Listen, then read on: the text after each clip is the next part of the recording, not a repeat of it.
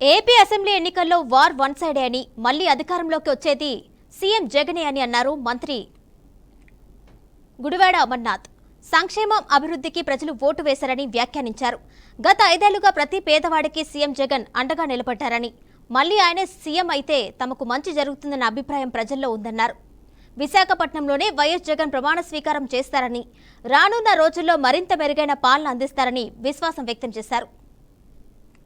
అదే సందర్భంలో ఉమ్మడి రాష్ట్రంలో ఇప్పుడు ఏ రకంగా కూటమి ఏర్పడిందో 2009లో కూడా ఆ రోజు రాజశేఖర రెడ్డి గారి మీద మహాకూటమి అని ఒకటి ఏర్పడింది. అప్పుడు కూడా అందులో Telugu Desam party, CPI, CPM, TRS ఇలా రకరకాలైనటువంటి రాజకీయ పార్టీలన్నీ కూడా కలిసి ఓ మహాకూటమిగా ఏర్పాటై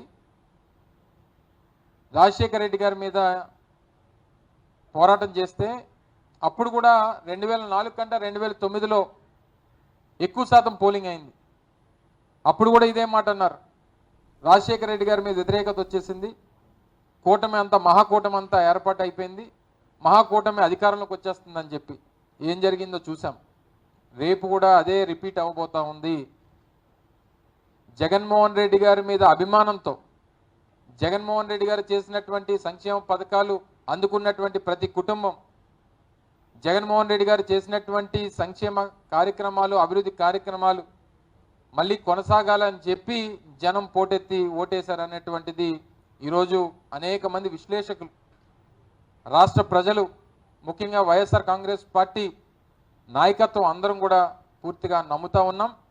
గతంలో వచ్చినటువంటి సీట్ల కన్నా ఒక సీట్ అన్న ఎక్కువతో మళ్ళీ రాష్ట్రంలో వైఎస్ఆర్ కాంగ్రెస్ పార్టీ అధికారంలోకి వస్తుందనేటువంటి విశ్వాసాన్ని పూర్తి స్థాయిలో వ్యక్తపరుస్తుంది.